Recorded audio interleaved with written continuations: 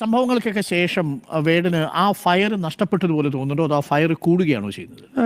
ഞാൻ കൂടുതൽ വായിച്ചുകൊണ്ട് എനിക്ക് വായിക്കാനുള്ള സാഹചര്യങ്ങളൊക്കെ ഇപ്പോൾ ഭയങ്കര ഓപ്പണായി എനിക്ക്. അപ്പം ഞാൻ കൂടുതൽ വായിച്ചുകൊണ്ടിരിക്കുക. എനിക്ക് ഒരിക്കലും ആ തീ കെട്ടുപോകാതിരിക്കാൻ ഞാൻ കിണഞ്ഞ് പരിശ്രമിച്ചുകൊണ്ടേയിരിക്കും. ആ ഫയർ വിടാതിരിക്കാൻ തീർച്ചയായിട്ടും. രാഷ്ട്രീയം പറയുന്നത് നിർത്തുകയേയില്ല. അത് like I think I M the chosen one. ഞാൻ അല്ലെങ്കിൽ മറ്റാരിത് പറയും അല്ലേ? ഒരു ആർട്ടിസ്റ്റായിട്ടേ എനിക്ക് ഇത് പറയാൻ എനിക്ക് ഉള്ള ധൈര്യം ബാബാ സാഹിബ് അംബേദ്കറിൽ നിന്നും അയ്യങ്കാളിൽ നിന്നൊക്കെ കിട്ടുന്നതാണ്. ഞാൻ അവരെ വായിച്ചതുകൊണ്ടും. അല്ലാതെ എനിക്ക് ഈ ബുദ്ധിജീവി സമൂഹം ഉണ്ടല്ലോ, ഈ ബുദ്ധിജീവി സമൂഹം ഇപ്പോൾ എന്നെപ്പോലൊരു വ്യക്തിക്ക് ഇപ്പോൾ സമൂഹത്തിൽ രാഷ്ട്രീയക്കാരേക്കാളും സ്വാധീനമുള്ള ഒരു വർഗ്ഗമാണ് ബുദ്ധിജീവി വർഗം എന്ന് പറയുന്നത്. അവർക്ക് സ്ട്രെയിറ്റ് ആയിട്ട് ആൾക്കാരെ ഇൻഫ്ലുവൻസ് ചെയ്യാൻ പറ്റും. എനിക്ക് അങ്ങനത്തെ സുഹൃത്തുക്കൾ വരില്ലെന്നേ. അവനക്കിപ്പോൾ ഞാനിപ്പോൾ ഇവിടെ വന്ന് സംസാരിക്കുന്നില്ലേ, എൻ്റെ DNA ആദ്യത്തെ അനുഭവമാണ് ഇങ്ങനത്തെ ഒരു ലൈവ് പരിപാടിയിൽ വന്നൊന്ന് സംസാരിക്കാൻ. ഞാൻ സംസാരിക്കാൻ പഠിച്ചിട്ടില്ല, എവിടെയും ആൾക്കാരായിട്ട് ഇന്ററാക്ട് ചെയ്യാനൊന്നും പഠിച്ചിട്ടില്ല. ഈ DNA രാഷ്ട്രീയത്തെ വിശ്വസിക്കുന്നുണ്ട് അല്ലേ? തീർച്ചയായിട്ടും. ഇത് ഒരുപാട് കാലം ഇതേ ലൈഫ് സ്റ്റൈൽ ജീവിച്ചു വന്നിരുന്ന ആൾക്കാർക്ക് പേരെന്താ അറിയാ? ഞാൻ പാണനല്ല, പറയനല്ല, പുലയനല്ല അല്ലേ, നീ തമ്പുരാനുമല്ല എന്നുള്ളതാണ്. ഒരിക്കൽ കൂടി അത് ഒരുപാട് പേരെ അസ്വസ്ഥപ്പെടുത്തിയതാണ്. അത് ഇനിയും പല വേദികളിൽ പാടാനുള്ളതല്ലേ, അപ്പൊ ഇത് അതിലൊരു വേദി. ഈ തമ്പുരാക്കന്മാരായിട്ട് നടക്കുന്ന ആളുകളുടെ രാഷ്ട്രീയം നമ്മുടെ രാഷ്ട്രീയത്തെ ഭരിച്ചുകൊണ്ടിരിക്കുന്ന ഒരു കാലത്താണ്. പല ആശയങ്ങളും, ഞാൻ ബ്രാഹ്മണനായി ജനിക്കുന്നത്, പൂണൂലിട്ട് നടക്കുന്നത് ആഗ്രഹിക്കുന്ന മനുഷ്യരുള്ള അടുത്ത ജന്മം എന്നുണ്ടെങ്കിൽ ഞാൻ ബ്രാഹ്മണനായി ജനിച്ചാൽ മതി എന്നൊക്കെ. സോറിയാണ് തൃശ്ശൂർക്ക് ഒരു തെറ്റുപറ്റി.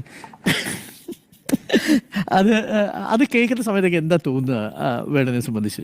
ഇങ്ങനെയുള്ള ഈ മണ്ടത്തരങ്ങളൊക്കെ വിളിച്ചു പറയുമല്ലോ. എനിക്ക് സഹതാപമാണെന്നേ തോന്നുക. എനിക്ക് ഒരേ സമയം പേടിയും സഹതാപവും തോന്നുക എന്ന് പറയുന്നൊരവസ്ഥയാണ്. പക്ഷേ അത് കാരണം എന്താണെന്നറിയോ, നമ്മൾ ഏത് നൂറ്റാണ്ടിലാണ് ജീവിക്കുന്നത്? നമ്മൾ ഏത് നൂറ്റാണ്ടിലാണ് ജീവിക്കുന്നത്? പിറവിയാൽ ഒരു മനുഷ്യൻ ഉന്നതനാണ് എന്ന് വിചാരിക്കുന്നത് എന്താണ്? എനിക്ക് മനസ്സിലാവാത്തോണ്ടാണെന്നാണ് ചിലപ്പോൾ ഞാൻ വിചാരിക്കുന്നത്. ഞാൻ പൊട്ടനാണോ ഇനി? എനിക്കത് മനസ്സിലാവുന്നില്ലെന്നേ. പിറവിയാൽ ഒരു മനുഷ്യൻ സമൂഹത്തിലുള്ള ഇന്ന കുറച്ച് ആൾക്കാരേക്കാൾ ഉയർന്നവനാണ് എന്ന് വിചാരിക്കുന്നത് എനിക്ക് ഒരു വിധത്തിൽ, ഞാൻ വായിച്ച അങ്ങനെ ഒരു പുസ്തകത്തിലും അതില്ലെന്നേ. വേടൻ കഴിഞ്ഞ ദിവസം ഒരു ചാനലിന് കൊടുത്ത ഒരു ഇൻ്റർവ്യൂ പോലെ, ആ ഒരു ഇൻ്റർവ്യൂവിലാണ് ഇതിനെക്കുറിച്ചൊക്കെ സംസാരിച്ചിട്ടുണ്ടായിരുന്നത്. ആ ഒരു ക്ലിപ്പിൽ മെയിനായിട്ട് ഇപ്പം വൈറലായിക്കൊണ്ടിരിക്കുന്നത് സുരേഷ് ഗോപിക്കെതിരെ സംസാരിച്ച ഒരു കാര്യമാണ്. തൃശ്ശൂർക്കാർക്കൊരു അബദ്ധം പറ്റിപ്പോയി എന്നുള്ളൊരു കാര്യം. ഇങ്ങനെ പറയാനുള്ള മെയിനായിട്ടുള്ളൊരു കാരണം ചിലവർക്ക് മനസ്സിലായിട്ടില്ലെങ്കിൽ പറയാം. ഇതിനു മുമ്പ് കുറച്ച് നാളുകൾക്ക് മുമ്പുണ്ടെങ്കിൽ സുരേഷ് ഗോപി ഒരു കാര്യം പറയുണ്ടായിരുന്നു. ഒരു പ്രസംഗത്തിൽ എന്തോ പങ്കെടുത്ത സമയത്താണ് പുള്ളി പറഞ്ഞിട്ടുള്ളൊരു കാര്യം, അടുത്ത ജന്മമെങ്കിലും ബ്രാഹ്മണനായിട്ട് ജനിച്ചിരുന്നെങ്കിൽ എന്നുള്ളൊരു കാര്യം പറഞ്ഞുകൊണ്ട് അവർ പ്രസംഗിച്ചിട്ടുണ്ടായിരുന്നു. അതിനെക്കുറിച്ചാണ് വേടൻ ഇവിടെ പരാമർശിക്കുന്നത്. ഇതേ കണക്കൊക്കെ പറയുന്നത് എന്ത് മണ്ടത്തരമാണ്.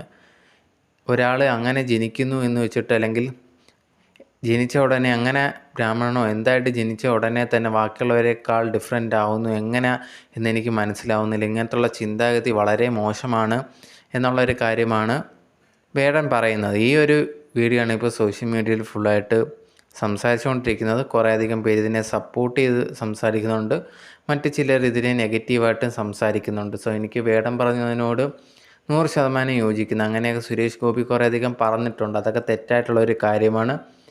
സുരേഷ് ഗോപിക്കെതിരെ വേടൻ സംസാരിച്ചതിൽ ഒരു തെറ്റും പറയാൻ പറ്റത്തില്ല.